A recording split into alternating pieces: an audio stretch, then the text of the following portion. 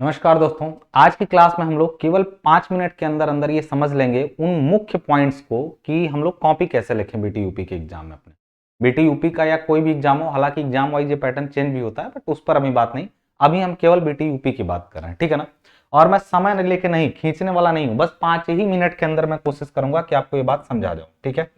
Simple. और ये इसलिए उन बच्चों के लिए जिन्होंने मुझसे कहा था कि सर क्या ध्यान रखना, उस पर एक वीडियो बना दीजिए, कई बार आया और मैं अभी तक नहीं बनाया था। लास्ट डे इसलिए बना रहा हूं क्योंकि उसमें वो डिस्ट्रैक्ट हो जाते हैं। डिस्ट्रैक्ट ये हो जाते हैं कि पढ़ाई छोड़ खाली कॉपी लिखने के बारे में सोचना। पहले बताओ, तुम नॉलेज नहीं रहेगी तो कुछ भी कैसे लिखोगे। चलो उस पर भी बात करेंगे, रहने पर क्या करना और नहीं भी रहने पर क्या करना। पहली बात सिंपल, वो लोग जो अभी तक भी लाइन वाली कॉपी पे लिखते हैं गलत कर रहे हैं। अब आपको मालूम होना चाहिए, आपको पेपर हमेशा रोलिंग का मिले ये जरूरी नहीं है। अब एग्जाम में तो नहीं मिलता है, कुछ एग्जाम में आगे मिलता भी है, लेकिन आप रोलिंग कॉपी पे लिखने की आदत बंद कर दीजिए अपने इंडिविजुअल्स में। अगर नहीं भी है तो टेढ़ा मेढ़ा आप जाएंगे, वो आपको मालूम होगा। दूसरी चीज मैं जो समझाना चाह रहा हूं उस मुद्दे पर हम लोग जल्दी से आ जाते हैं, ठीक है ना। देखिए, एग्जाम आपको देते जाते समय एक निश्चित रूप से है, पेन कोई भी कलरफुल पेन जो नोट्स लिखते समय आप यूज करते हैं उनका प्रयोग मत करिएगा। वो तो बेसिक बात है ना, इसमें मैं क्या नया बता लिया। अपनी ऐसे भी आदत बदल दीजिए, अपने डेली रूटीन में भी केवल ब्लैक और ब्लू पेन से ही कॉपी को अच्छा बनाने की कोशिश करिए। आप जानते हैं यूपीएससी आईएएस जिसको आप बोलते हैं, उसके एग्जाम में 2 कलर भी नहीं, केवल एक कलर से ही हेडिंग और एक कलर से ही रिटर्न पूरा लिखना होता है। पेन चेंज नहीं होनी चाहिए, उसकी खास बात होती है। तो आप जो बहुत सारे रंगों का प्रयोग करते हैं वो इंजीनियरिंग के लिए नहीं है, वो एमबीए है, प्रेजेंटेशन है, मार्केटिंग है। उन जगहों पर मल्टीपल कलर्स के पेन यूज होते हैं। अपनी कॉपी में यदि रंग बिरंगा पे यदि बना रहे हैं तो पढ़ने के लिए अच्छा है, लेकिन चूंकि आदत लगी रहती है तो फिर अपनी कॉपी अच्छी नहीं लगती देखने में। इस वजह से आदत डालिए अपनी कॉपी को ब्लैक एंड व्हाइट में अच्छा दिखाने की।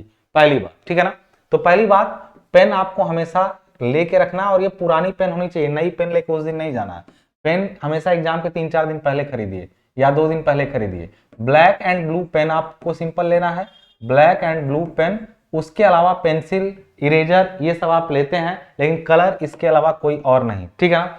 ये अच्छा, ये बेसिक बात इसलिए कि क्योंकि मैंने एग्जाम की कॉपी देखी है और किया गया है उसमें, ठीक है ना। बहुत सारी कॉपियां हम लोग के जो साथ में लोग टीचर्स रहते हैं, जो लोग कॉलेज में पढ़ाते हैं, बहुत सारी कॉपी ऐसे मिलती है जिसमें उल जलूल। दूसरा चीज कलर का यूज नहीं करना है। दूसरी जरूरी बात, हमेशा एक चीज का भी ध्यान रखिएगा कि आप एग्जामिनर होते तो खुद क्या करते। आप खुद एग्जामिनर होते तो आपको एक कॉपी चेक करने पर कुछ पैसे मिलते हैं। मैंने एक एक प्रैक्टिकल बात कर रहा हूं। आप खुद एग्जामिनर होते तो आप हर कॉपी को पूरा पढ़ते नहीं पढ़ते। और इसका यह भी मतलब नहीं है कि आप मुद्दों वाली बात पर नजर नहीं डालते, ऐसा नहीं है। तो हमेशा ये ध्यान रखिए कि एक लाइन में बात कहूंगा, एग्जामिनर को बोर मत करिए, बिना वजह की बातें भरेंगे, इरिटेट होगा वो। बात समझ में आ रही है। इसलिए अब वो जल्दी से आपकी बात कैसे समझेगा कि आप सही लिखे हैं कि गलत लिखे हैं। उसके लिए ही मस्ट है आपको पहली बात की कॉपी लिखते समय ये ध्यान रखिएगा, आपको ये लाइन सबसे ज्यादा जरूरी, ये लाइन है। इस लाइन के बाहर ये पेज आपका मान लीजिए है, आपको कॉपी मिली, उसका ये पेज है, तो पेज में इधर लाइन खींचने के बाद अगर आपको मान लीजिए नंबरिंग करनी है, एबीसीडी करना है, तब भी इधर नहीं, इधर आप कुछ नहीं लिखना है। जो भी लिखना है यहीं पर एबीसीडी या फिर एरो नंबर जो भी बनाना है, कभी कुछ लोग इधर बना देते हैं, नहीं करना है वो काम। आपको ये इसलिए छोड़ा जाता है कि कॉपी स्टेपल हो या दबे, उसके लिए ये जगह छोड़ी जाती है, ठीक है ना। तो हमेशा जो भी लिखना है वो यहीं पर आपको लिखना है, पॉइंट्स बनाना है। एक चीज। दूसरी चीज, ये लिखने की बात मैं कर रहा हूं पेपर डायग्राम्स। सबसे ज्यादा आप जल्दी में किसी को अपनी बात समझाना चाहते हो तो आप क्या बनाइए, डायग्राम्स बना दीजिए। आप ये बात अच्छे से जानते हैं कि ये जरूरी है, इसलिए नहीं डायग्राम्स होते हैं। और सुंदर की जरूरत नहीं है, सुंदर डायग्राम की जरूरत नहीं है, होना चाहिए। सुंदर रहे तो अच्छी बात है, ना रहे, लेकिन होने से ना उसको आंसर पढ़ने की जरूरत नहीं पड़ती है। तो वो उसको आप कॉपी चेक कराने में यदि आसानी करेंगे तो उसका मूड सही होगा और वो नंबर आपको सही देगा जो भी एग्जामिनर होगा, ठीक है ना। तो डायग्राम्स इंक्लूड करिए अपनी बातों में सबसे ज्यादा, ठीक है।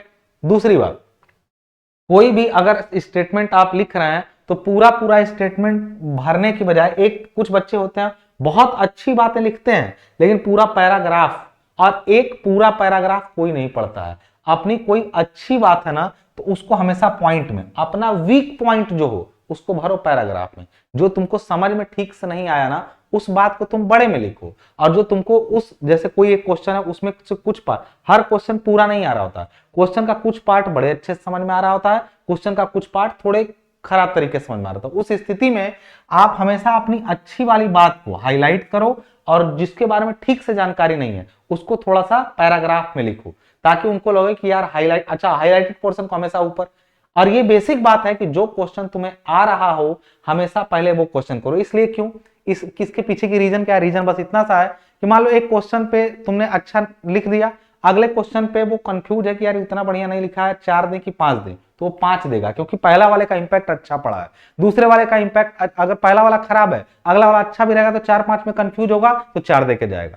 तो ये 2-4 बातें, पेन सही रखना है, हाशिए कि इधर कुछ नहीं लिखना है, डायग्राम्स इंक्लूड करने हैं और सबसे जानने वाला क्वेश्चन पहले लिखना है, अपने वीक पॉइंट को बड़े में और अपने एक्चुअल ओरिजिनल पॉइंट को बहुत छोटे में लिखना है। इतनी ही बातों के साथ, मैं लंबा क्या खींचूं, इतना ही। कोई भी पैसा, कोई भी इमोशनल डैमेज मत करना कॉपी में, कुछ भी कोई रखने की जरूरत नहीं है। इससे क्या होगा, आपका नुकसान होगा। आपको लगता है कि एग्जामिनर जो कॉपी चेक करता है वहां पर कितने लोग अकेले कॉपी चेक करेगा पैसा देकर आपका, आपको कोई पैसा देके आपसे कितना गलत काम करवा लेगा, वो भी तब आप जब दबाव में ना हो। वो दबाव में नहीं रहता है, नहीं भी देगा तो आप क्या कर लेंगे उसका पैसा, या फिर कोई मेरे पिताजी भीख मांग के पढ़ाए, ये सब बातें लिखना बंद करिए, ये एकदम बंद करिए। इससे आपका नुकसान होगा, इमोशनल डैमेज होगा। ये चीजें ध्यान में रख के अपनी कॉपी को बेटर बनाइए। और ये छोटे से बदलाव करके एक चीज जान लीजिएगा आप ध्यान से, तब यही पता चलता है कि सर उसका हमसे हमसे अच्छा नहीं था पढ़ने में, उसका ज्यादा नंबर आया है। ये सेंटेंस जो बोलते हैं ना आप, यही सब आप भूल कर देते हैं, बस यही सब आप भूल कर देते हैं। डायग्राम्स इंक्लूड नहीं किए, पॉइंटिंग नहीं किए, एग्जामिनर को बोर कर दिए, वो परेशान होकर के काट दिया आपका। रफ वर्क हमेशा अलग, मिक्स मत करिए चीजों को। और परेशान होके नहीं, बिल्कुल बिंदास होके, वो आप ही जैसा बंदा है, आप ही की तरह समझता है, लिखिए। कभी भी जो चीज आ रही हो उसको कंफ्यूजन में पूरा छोड़िए मत। जैसे कोई चीज आपको आ रही हो कि यार आए हैं, लिखे कि ना लिखे, लिखो। कुछ भी तुम्हें अगर क्वेश्चन के बारे में कुछ भी आ रहा है तो लिखो, ये मत सोचो कि एग्जामिनर क्या सोचेगा। तुम बच्चे हो, ये सोच के कॉपी लिखो, तुम्हारी गलतियां सुनने के लिए ही वो बैठा है।